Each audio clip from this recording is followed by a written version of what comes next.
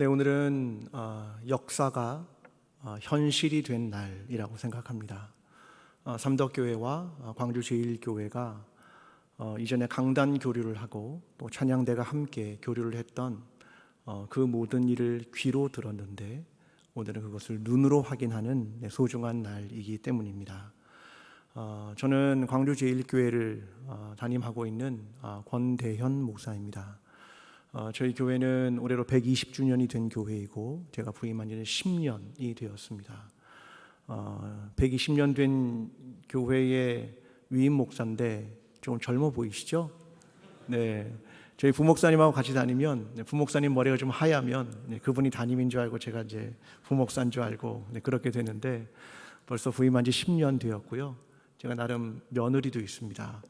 네, 생각보다는 조금 동안처럼 보이죠? 네, 좀 달라 보이실 겁니다. 네. 저는 여러 생각을 하는데 오늘 여러분 함께 말씀을 나눌 수 있는 자리에 초청해 주셔서 너무나 감사드리고 오늘 남선교회의 헌신 예배를 통하여 우리 가운데 말씀하시는 하나님, 우리에게 선교가 무엇인가를 말씀하시는 그 하나님의 음성을 듣는 소중한 시간이 되기를 간절히 기도합니다. 제가 몇 달 전쯤인가 총회 세계선교부에 방문한 적이 있었습니다. 두 가지 이유였습니다. 하나는 총회는 과연 어떤 정책을 가지고 있는가, 또 우리 교회는 여기에 맞게 어떤 사역들을 선교적으로 감당해야 할까, 그런 것들을 좀 배우기 위해서 방문한 적이 있었습니다. 그런데 제가 들었던 이야기는 굉장히 침울한 이야기를 듣게 되었습니다. 우리 교단은 세계 선교의 약 92개국에 1,500명의 선교사를 파송하는 교단입니다.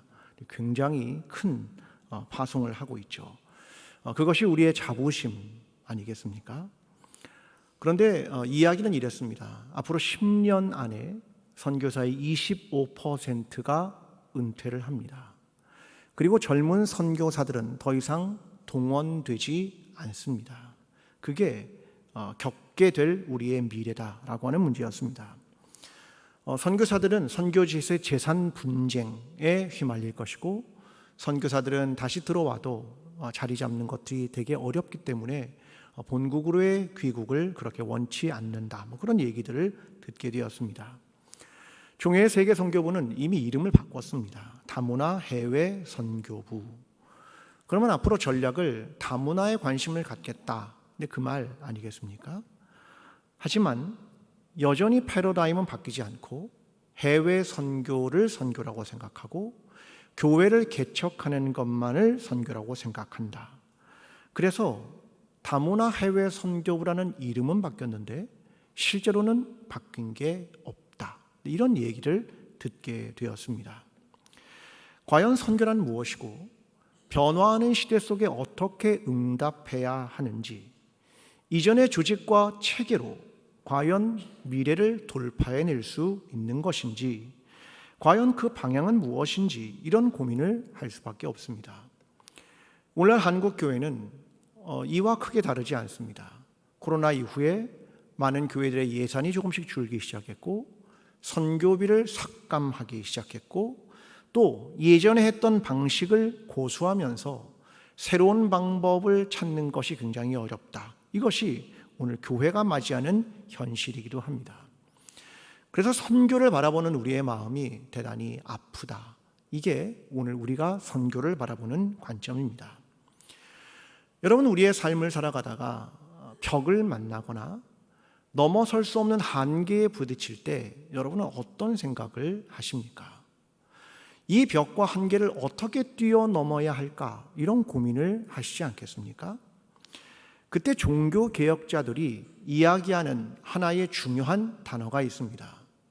종교개혁자들도 한계 상황에 부딪혔을 때 우리가 해야 될 일은 무엇인가? 그들은 그것을 아드 폰테스라고 불렀습니다. 이 말은 다시 본질로 돌아간다, 다시 셈의 근원으로 돌아간다. 우리가 한계의 상황을 맞이했을 때 우리가 다시 생각해야 되는 것은 본질, 처음의 이야기, 그것으로 돌아가서 다시 깊이 의미를 살펴보는 것이 중요하다, 그런 말이라고 생각합니다. 그래서 저는 오늘 여러분과 함께 이방 선교의 첫 번째 사건의 이야기를 다뤄보고자 합니다. 그 안에서 선교란 무엇인가?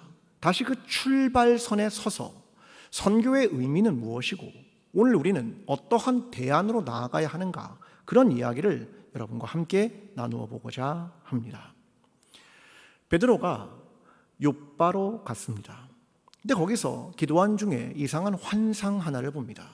근데 환상을 봤는데 마음에 잘 이해가 되지 않는, 동의가 이루어지지 않는 환상을 보게 된 겁니다. 근데 그 환상이 3번이나 반복이 되고 있었습니다. 그는 하나님께 생각하며 질문했겠죠. 하나님, 왜 이런 환상을 나에게 보내주십니까? 왜 이것을 3번이나 반복하십니까? 해석하기도 어렵고 어떤 뜻인지도 모르겠고 끊임없이 고심을 했습니다. 그 내용은 이렇죠. 하늘이 열리고 위에서부터 큰 그릇이 내려옵니다. 그 모양이 보자기와 같았다. 그리고 동서남북 4곳의 땅에 붙어서 있는데 그 안에는 4발 가진 짐승과 기는 것과 공중에 나는 것이 있었습니다. 그런데 하늘에서 소리가 납니다. 베드로야, 일어나 잡아 먹어라. 베드로는 대답합니다. 주여, 그럴 수 없나이다. 속되고 깨끗하지 않은 것을 내가 결코 먹지 아니했습니다. 그러자 하나님께서 깨끗하게 하신 것을 내가 속되다 하지 말라. 이것을 3번 반복하게 됩니다. 그가 지금 머물고 있는 곳 무두장이 시몬의 집이었습니다. 근데 사람들이, 고넬료가 보낸 사람들이 롯바까지 50km 정도를 이동해서 왔습니다.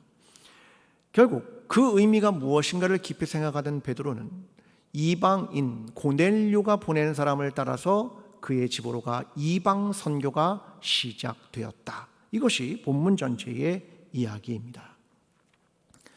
박찬희 씨가 쓴 종이 위의 직관주의자라고 하는 책이 있습니다.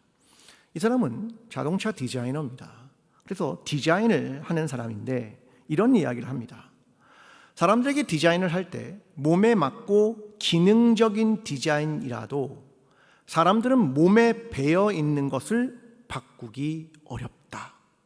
그러니까 디자인을 사람들의 몸에 맞게 해도 사람들은 몸에 밴 습관을 잘 버리지 않는다. 그 얘기를 하는 겁니다. 자, 예를 들어 보겠습니다. 여러분 컴퓨터에 키보드 자판이 있죠? 네, 자판이 있죠. 저 키보드의 자판과 타자기의 자판은 같을까요? 다를까요? 제가 고차원적인 질문한 게 아니고 아주 쉬운 질문을 했습니다. 키보드의 자판과 타자기의 자판이 같을까요? 다를까요? 같습니다. 왜 그럴까? 여러분, 타자기를 여러분 사용해 보시는 세대이신데 타자기는 글쇠가 종이에 찍히면서 거기에 이제 글씨를 쓰는 것 아니겠습니까? 그런데 이 글쇠의 배열이 너무 자주 쓰는 걸 바로 옆에다 놓으면 글쇠들이 옆에 부딪힙니다. 그래서 자판을 만들 때 자주 쓰는 것들이 옆에서 부딪히지 않는 자판의 배열을 한 겁니다. 그런데 키보드는 글쇠를 가지고 타이핑하는 게 아니지 않습니까? 그러니까 자판은 내 손가락이 편한 대로 만들면 되는 겁니다. 그런데 사람들은 타자기에 썼던 자판을 그대로 키보드에 옮깁니다. 이유가 무엇일까요?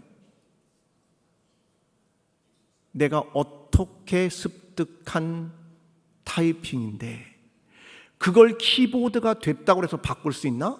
아니, 안 바꿔. 그래서 타자기에 썼던 자판의 배열이 그대로 키보드로 한 겁니다. 왜요? 몸에 밴 습관을 바꾸기 싫다. 나는 이전에 했던 걸 그대로 할 거야. 그런 마음 아니겠습니까? 두 번째로 컴퓨터 마우스를 한번 생각해 보겠습니다. 컴퓨터 마우스를 사용하시죠. 근데 여러분 인체 공학적으로 만들려면 이렇게 만들어야 됩니다. 여러분 손을 앞에 있는 테이블 위에다 한번 올려놔 보시겠습니까? 네, 그냥 올려놔 보십시오. 네. 자, 손을 올리면 손의 어느 부분이 제일 많이 바닥에 닿습니까? 어느 부분이 닿습니까? 편하게 올리십시오. 지금 뭐 힘들게 안 하시고 편하게 올리십시오. 어떤 게 닿습니까? 이쪽 면 아닙니까? 그렇죠? 이게 제일 편합니다. 사람의 인체 구조가. 그러니까 두 개의 키보드 중에 어떤 게 인체 공학적입니까? 오른쪽 겁니다. 저걸 사용해야 인체 구조에 편한 겁니다. 저 디자인이. 근데 우리는 그런 걸 쓰지 않습니다. 왼쪽에 있는 그림의 키보드를 쓰죠. 마우스를 씁니다. 그러면 어떤 현상이 벌어지냐면 자동적으로 손목이 돌아가야 하고 어깨가 돌아가야 됩니다. 자꾸 이걸 많이 하면 그래서 어깨가 아프고 목이 아픈 겁니다. 근데 그럼에도 불구하고 사람들은 마우스를 바꾸지 않습니다. 왜요? 이전에 썼던 거니까. 그래서 마우스를 바꾸지 않는 겁니다. 다시 처음부터 걸음마를 배우고 싶지 않은 겁니다. 그래서 옛날에 했던 대로, 과거에 사용했던 대로 그냥 하는 겁니다. 여러분, 사람들은 쉽게 변화하려 하지 않습니다. 이게 우리가 생각해야 할 것입니다. 자, 먼저 14절의 말씀을 좀 보겠습니다. 제가 말씀을 읽습니다. 베드로가 이르되 주여 그럴 수 없나이다. 속되고 깨끗하지 아니한 것을 내가 결코 먹지 아니하였나이다 한데. 자, 베드로는 머릿속에 이분법을 가지고 있는 겁니다. 하나는 속된 것, 하나는 속되지 않은 것, 하나는 깨끗하지 않은 것, 하나는 깨끗한 것, 하나는 먹을 수 없는 것, 또 하나는 먹을 수 있는 것으로 분류합니다. 그래서 하나님께 이야기를 하는 겁니다. 속되고 깨끗하지 않은 걸 내가 먹지 않겠습니다 라고 말한 겁니다. 근데 주님은 이렇게 명령하십니다. 베드로야, 일어나 잡아 먹으라. 주여, 그럴 수 없습니다. 왜요? 나는 선택된 백성이고 할례받은 유대인이고 율법을 준수하는 자입니다. 그때 하늘에서 15절 이렇게 말씀합니다. 하나님께서 깨끗하게 하신 것을 내가 속되다 하지 말라 하더라. 하나님은 이분법에 대한 이야기를 하지 않으십니다. 성과 속을 구별하지 않으십니다. 하나님께서 아브라함에게 주신 약속은 이것입니다. 창세기 12장 3절 땅의 모든 족속이 너로 말미암아 복을 얻을 것이라 하신지라. 누가요? 땅의 어떤 족속이요? 유대인이요? 이스라엘 사람이요? 아니요. 땅의 모든 족속이 너로 인해 복을 받을 거야. 근데 사람들은, 유대인들은 거룩하고 구별되고 선택된 민족, 그래서 유대인과 이방인을 둘로 나누었습니다. 이분법, 아주 거기에 대한 편견을 가지고 있었습니다. 우리는 선교할 때 아무 생각 없이 가장 쉬운 분류법을 씁니다. 이분법. 보내는 교회와 선교지, 유대인과 이방인, 교회와 세상, 내부인과 외부인, 선진국과 후진국, 문화인과 미개인, 장애인과 비장애인, 정상과 비정상, 기독교인과 비기독교인. 아주 명확하고 선명하고 단순하고 쉬운 방법입니다. 우리의 뇌는 단순한 걸 좋아합니다. 아주 쉬운 이분법입니다. 예수님의 제자였던, 부활을 목격했고 성령의 임재를 경험했던 베드로도 다르지 않았습니다. 레위기 11장과 신명기 14장에 등장하는 이분법, 정한 동물과 부정한 동물, 마치 이것처럼 유대인과 이방인을 나누고 있습니다. 오늘 보면 17절에 이렇게 말합니다. 마침 고넬료가 보낸 사람들이 시몬의 집을 찾아 문 밖에 서서, 베드로가 머문 곳은 시몬의 집입니다. 근데 시몬이라는 사람을 사도행전 10장 6절에 이렇게 설명합니다. 그는 무두장이 시몬의 집에 유숙하니. 그게 지금은 뭡니까? 무두장이, 피역을 하는 사람, 가죽을 다루는 사람, 그가 무두장이입니다. 제가 예전에 모로코의 페스라는 곳에 간 적이 있었습니다. 거기는 가죽을 가공하는 곳입니다. 근데 가죽을 부드럽게 하고 염색을 하려면 사용하는 것들이 비둘기 똥 같은 독한 것들입니다. 그게 있어야 가죽을 부드럽게 하고 염색을 합니다. 그곳에 가면 냄새가 역겹습니다. 견딜 수가 없습니다. 가니까 사람들에게 뭘 주냐면 민트 잎을 나눠줍니다. 민트 잎을 코에다 대고 있으라는 겁니다. 왜? 냄새가 너무 역하기 때문에 그런 겁니다. 사람들은 그렇게 다닐 수밖에 없는 곳, 심한 악취와 독한 약품과 싸우는 게 바로 무두장이라는 가죽을 다룬 사람들입니다. 무두장이는 당시 천민입니다. 무두장이는 무두장인 줄 알고 아내가 결혼했더라도 이후에 이혼이 가능한 사람이 무두장입니다. 성경은 남편이 아내에게 이혼을 요구할 수 있지만 한센병 같은 경우에만 아내가 이혼을 요구할 수 있었습니다. 그런데 무두장이는 아내가 그 남자의 직업 때문에 이혼을 요구할 수 있다. 이게 무두장입니다. 그렇게 천대받는 직업이었습니다. 베드로가 이 무두장이 시몬의 집에 머물고 있었습니다. 이 말은 뭐냐면 베드로는 하나의 편견을 넘었다 그 말입니다. 그래서 무두장의 시몬의 집에 머물게 되었다. 예수님도 세리와 함께 식사를 하시지 않았습니까? 그들의 집에 머물렀죠. 그 문턱 하나를 넘은 겁니다. 그런데 베드로가 못 넘는 문턱이 있는 겁니다. 그게 뭐냐면 이방인의 문턱을 못 넘는 겁니다. 도무지 그들을 받아들이기 어렵다라고 하는 겁니다. 고 이어령 교수의 보자기 인문학이라는 책이 있습니다. 이 책에 보면 두 개를 비교합니다. 하나는 가방, 하나는 보자기. 근데 가방은 란도셀이라고 하는 가죽으로 만든 딱딱한 것을 설명합니다. 하나는 보자기를 설명하죠. 여러분, 가방과 보자기가 어떻게 다른가? 이어령 씨가 이런 이야기를 합니다. 가방은 항상 자리를 차지하지만 보자기는 평면처럼 펼쳐졌다가 접으면 자리를 차지하지 않는다. 동의가 되십니까? 네, 동의가 되시죠. 가방은 넣는 것이다. 그런데 보자기는 싸는 것이다. 가방은 가방이라는 틀에다가 집어 넣는다. 그래서 가방은 외형이 점점 딱딱한 갑옷이 되어 간다. 가방은 그래서 용기가 중심이다. 근데 보자기는 융통성이 있다. 깔기와 싸기로 형성된다. 어떤 모양이든 보자기는 쌀 수 있다.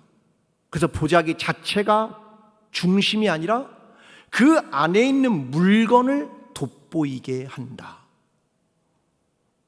천재입니다. 아니, 이런 생각을 한다? 여러분, 생각을 해보면 그렇지 않습니까? 여러분, 우리는 가방과 보자기를 생각하면 굉장히 이렇네 라는 생각을 하죠. 한국 사람들은 어느 문화에 가깝습니까? 보자기 문화에 가깝습니다. 자, 그러면 생각해 봅니다. 오늘 본문에 하늘에서 그릇이 내려옵니다. 근데 뭐와 같다고요? 보자기 같았다. 이 보자기 같은 것이 내려옵니다. 보자기는 융통성입니다. 지금 중요한 게 무엇일까? 여러분, 중요한 건 선교에서 이분법을 넘어서는 겁니다. 벽을 넘어서는 것이고, 과거의 관점을 넘어서는 것이고, 내가 옳다고 생각하는 관점을 깨뜨리는 겁니다. 코로나 팬데믹 이후에 주일 성수의 개념이 바뀌었습니다. 옛날에는 주일 성수 안 하면 큰일 나는 줄 알았습니다. 그런데 어르신들마저도 이제 주일 성수, 오늘 날이 좀 굳거나 몸이 좀 안 좋으면 바로 영상으로 전환합니다. 사람들의 헌신도요, 예전 같지 않습니다. 사람들의 삶의 태도와 인식은 이미 바뀌었습니다. 그런데 선교는요? 선교는 인식이 바뀌었습니까? 관점이 바뀌었습니까? 여러분, 우리에게 중요한 건 관점의 전환입니다. 성령께서 우리를 이끌어 주심 앞에 겸허하게 서는 것, 하나님의 뜻을 오늘날 구하고 선교를 재발견하는 것, 이방인에게 선교하는 것처럼 낯설고 이해되지 않는 일일지도 모릅니다. 그러나 내가 그동안 가졌던 선교의 틀, 고정된 관념, 내 관점을 깨뜨리는 것에서부터 선교는 출발된다. 이걸 오늘 본문이 보여주는 겁니다. 오늘 삼덕교회 남선교회와 모든 성도들이 성령의 인도하심에 따라 우리가 가졌던 틀과 생각과 관점을 깨뜨리고 성령께서 우리를 인도하시는 대로, 주께서 우리를 향하게 하시는 대로 우리의 관점을 새롭게 전환하게 되는 여러분 모두가 되기를 간절히 기도합니다. 두 번째 이야기는 사도행전 10장 11절부터 13절입니다. 하늘이 열리며 한 그릇이 내려오는 것을 보니 큰 보자기 같고 네 귀를 메어 땅에 들이웠더라. 그 안에서 땅에 있는 각종 네 발 가진 짐승과 기는 것과 공중에 나는 것들이 있더라.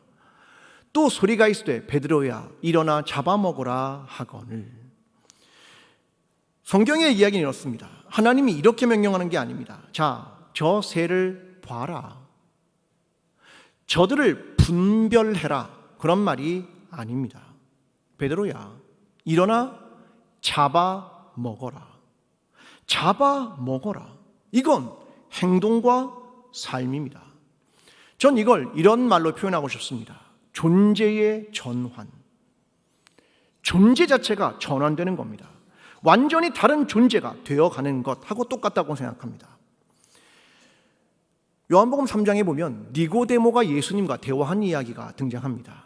그때 요한복음 3장 3절이 이렇게 말합니다. 예수께서 대답하여 이르시되 진실로 진실로 내게 이르노니 사람이 거듭나지 아니하면 하나님 나라를 볼 수 없느니라. 거듭남에 대한 얘기를 합니다. 니고데모가 이렇게 말하지 않습니까? 주님, 어떻게 사람이 다시 어머니 뱃속에 들어갔다가 나올 수 있습니까? 이걸 거듭남으로 이해한 겁니다. 여러분, 어쩌면 이게 거듭남 맞습니다.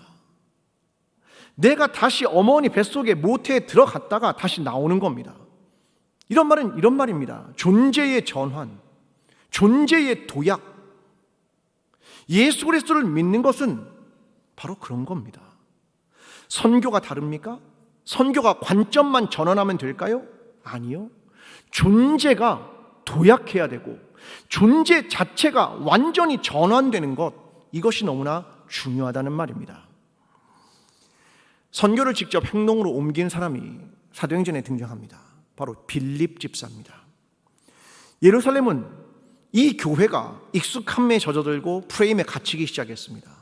그때 사도행전 8장에 보면 사도가 아니라 한 집사님이 움직이기 시작합니다. 그가 빌립 집사입니다. 사마리아라는 곳으로 갑니다. 사마리아는 혐오와 불결의 공간, 거리를 두고 싶은 공간, 내가 복음을 전파하더라도 과연 그들이 복음을 받아들일 수 있을까라고 하는 불확실성의 공간, 의심의 공간. 그런데 빌립은 그 사마리아로 들어갑니다. 왜냐하면 복음이 갖는 정신과 복음이 갖는 핵심을 놓치지 않은 겁니다. 사람들은 박해가 일어나면 가능하면 멀리 안전한 곳으로 도망가려 합니다. 그런데 빌립은 다시 복음의 본질로, 복음의 삶으로 간다. 그걸 보여주고 있는 겁니다. 사마리아라는 땅은 낯선 땅입니다. 그러나 복음의 확장을 두려워하지 않고, 낯선 일을 만나는 변화를 두려워하지 않고, 사람들이 불결하다고 생각하는 사람들을 만나는 것을 두려워하지 않는 용기를 보여준 겁니다. 복음은 경계도 차별도 한계도 없다. 주의 사자는 또 그를 이끌어 에디오피아 여왕 간다기의 재무장관을 만나게 합니다. 그는 에디오피아 사람이니까 얼굴 피부색이 검었겠죠. 게다가 넷입니다. 여러분, 넷이라고 하는 것은 여호와의 총회에 들어올 수 없는 사람입니다. 그런데 주의 영이 그를 그 넷이에게로 인도해서 복음을 전하게 합니다. 여러분, 이거 하나님께서 원하시는 선교적 행동 아닙니까? 존재의 도약 아니겠습니까? 광주제일교회는 중요한 선교의 유산 중 한 분이 있습니다. 우리 교회 장로님이셨다가 이후에 목사님이 되신 분입니다. 저희 교회 5대 목사님이신 최흥종 목사님입니다. 그는 존재가 변화되는 날을 겪습니다.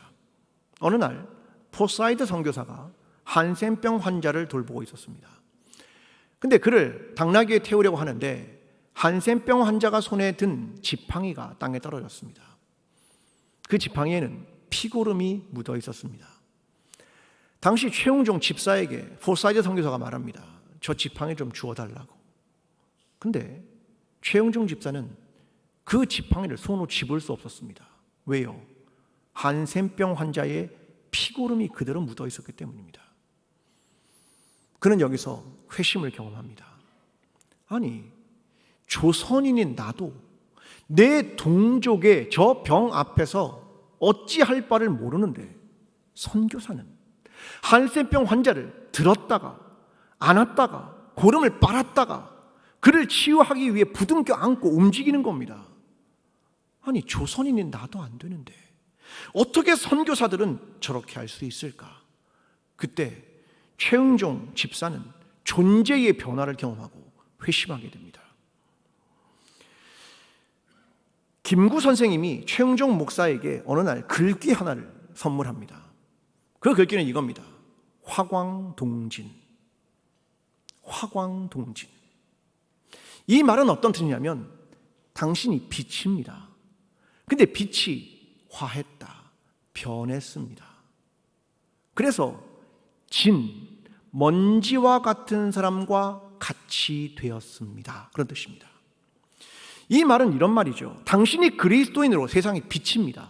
당신의 존재는 빛입니다. 그런데 한센병 환자와 같은 사람들이 거들떠보지 않는 사람들 속에 뛰어들어가 먼지와 같이 되었다. 그걸 의미하는 단어였습니다. 사람들은 가까이 하려 하지 않고 외면하고 함께 살아가지 않습니다. 그런데 그는 자기의 땅을 희사하고 광주에 나병원을 세우고 동광원을 만들어서 한센병 환자들이 살아갈 수 있게 하였습니다. 과연 무엇일까? 여러분, 선교는 그런 겁니다.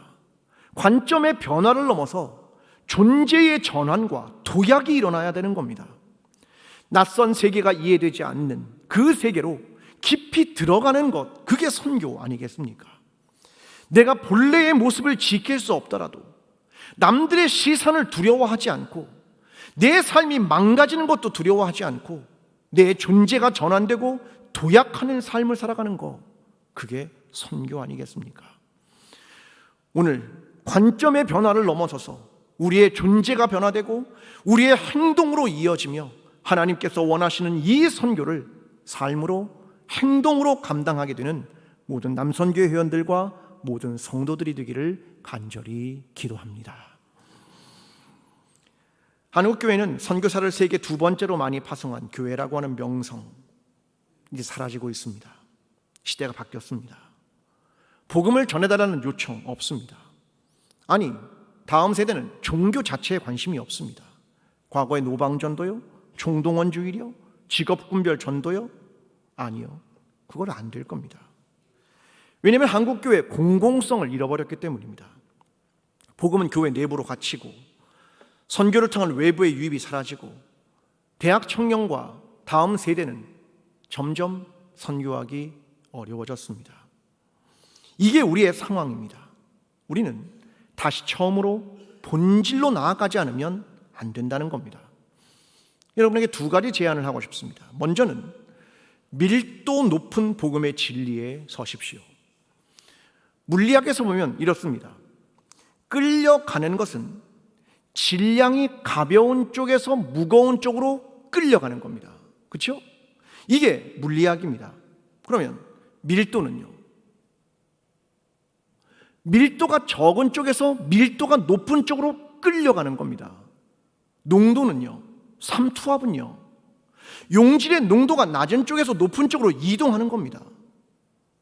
여러분, 우리가 가진 이 복음이 무거운 질량과 더 치밀한 밀도와 더 풍부한 농도를 갖지 않으면 세상에 끌려다닐 겁니다. 세상의 질서와 세상의 방법으로 끌려다닐 겁니다. 여러분, 복음에 대한 선명성과 명확성을 잃어버리면 그 무게와 밀도와 농도를 분명하게 세우지 않으면 여러분, 세상에 끌려다닐 겁니다. 여러분, 복음이 진리임을 믿으십니까? 복음이 우리의 생명을 걸어도 아깝지 않을 것임을 믿으십니까? 복음이 생명이 있음을 믿으십니까? 왜 점점 소리가 작아지십니까? 복음이 다음 세대를 구원할 것을 믿으십니까? 여러분, 이게 우리의 믿음 아닙니까? 여러분, 이 밀도와 이 농도와 이 무게를 명확하게 하지 않으면 다 끌려다닐 겁니다. 자기 본성으로 합리화하기 시작할 겁니다. 얼렁뚱땅 선교하기 시작할 겁니다. 더 깊이 고뇌하고 도전하고 변화하고 헌신하는 것, 이건 내가 가진 그리스도의 복음이 생명의 복음인가? 농도 짙은 복음인가? 질량이 무거운 복음인가? 여러분, 이것을 기억하며 우리의 복음을 더욱더 선명하게, 예수 그리스도의 생명을 더욱더 분명하게 세워가는 저와 여러분의 신앙이 되기를 간절히 기도합니다. 두 번째는 다리를 놓으십시오. 기독교의 주교 혹은 교황을 가리키는 단어가 하나 있습니다. 로마로부터 사용된 말은 폰티펙스 막시무스라는 말입니다. 폰티펙스 막시무스. 이건 기독교의 주교나 교황을 가르치는 최고의 사람들을 가르쳤단 말입니다. 자, 여기서 폰티펙스라는 말은 어떤 말이냐면 pod라고 하는 다리, 파케레라고 하는 하다라는 뜻입니다. 이 말을 정리하면 이런 겁니다. 다리 놓는 사람, 그런 말입니다. 최고의 사제, 그 사람을 폰티펙스라고 불렀습니다. 다리 놓는 사람. 왜 그럴까요? 하나님과 인간 사이에 다리 놓는 사람, 그런 뜻이었겠죠. 근데 이렇게 적용할 수 있습니다. 사람과 사람 사이에 다리 놓는 사람, 교회와 교회 사이에 다리 놓는 사람, 이게 어쩌면 폰티펙스, 다리 놓는 사람이란 뜻은 아니겠습니까? 저는 삼덕교회와 남선교회가 폰티펙스가 되었으면 좋겠습니다. 하나님과 인간 사이에 중보자로 서 있는 사람, 사람과 사람 사이에 다리를 놓는 사람, 교회와 그리스도를 믿지 않는 사람 가운데 다리를 놓는 사람, 신앙의 다리, 선교의 다리, 평화의 다리를 건설해가는 사람들이 되면 좋겠습니다. 어떤 학자들은 선교를 이렇게 표현합니다. 선교는 비틀거리는 큰 발을 가지고 좁은 길을 걷는 모험과 애매성을 수반한다, 이런 말이죠. 선교는 큰 발을 가지고 있는 사람이 좁은 길을 가야 하는 겁니다. 그러면 얼마나 힘들겠습니까? 큰 발인데 길이 좁으니 힘들겠죠. 걸어가기 힘들 겁니다. 또 거기다가 비틀거립니다. 흔들린다는 겁니다. 불확실성, 불투명. 그래서 선교란 모험을 감행하는 겁니다. 선교는 명확하게 답이 나오지 않을 때가 있습니다. 투자 대비 결과가 나오지 않을 때도 있고요, 단기간에 효과를 내지 못할지도 모릅니다. 그만큼 선교는 어렵다는 말입니다. 그래서 복음을 선명하게, 분명하게 붙드는 믿음을 갖지 않으면 길을 갈 수 없는 것이고, 계속해서 다리를 놓지 않으면 중간에 포기하게 되는 겁니다. 삼덕교회, 남선교회와 모든 성도님들은 교회의 본질과 존재의 이유가 선교임을 잊지 마십시오. 남선교회 회원들의 거룩한 책무는 선교임을 잊지 마십시오. 그동안의 생각과 사고와 모양을 전환하는 것, 그것을 성공해야 하는 것이고, 이 시대의 변화에 어떻게 응답해야 하는가를 끊임없이 고뇌해야 하는 것이고, 우리의 시각을 전환해야 되는 것이고, 우리의 존재 자체를 변화시켜야 하는 겁니다. 그래야 선교가 가능하기 때문입니다.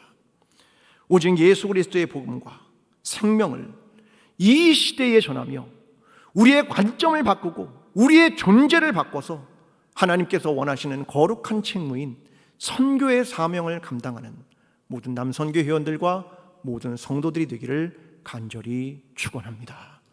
기도하겠습니다.